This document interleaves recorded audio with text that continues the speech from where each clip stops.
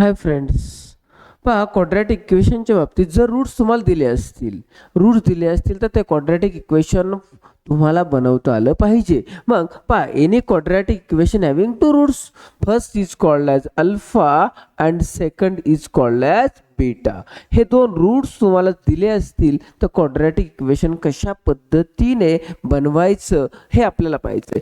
जर when alpha is a first root, beta is a second root, then the quadratic equation is x square minus alpha plus beta into x आणि plus alpha multiply by beta is equal to 0. हे quadratic equation तयार होतं when variable is x. कसं वाटलं आणि ह्याचा वापर करून तुम्ही उदाहरणं सोडवायचे.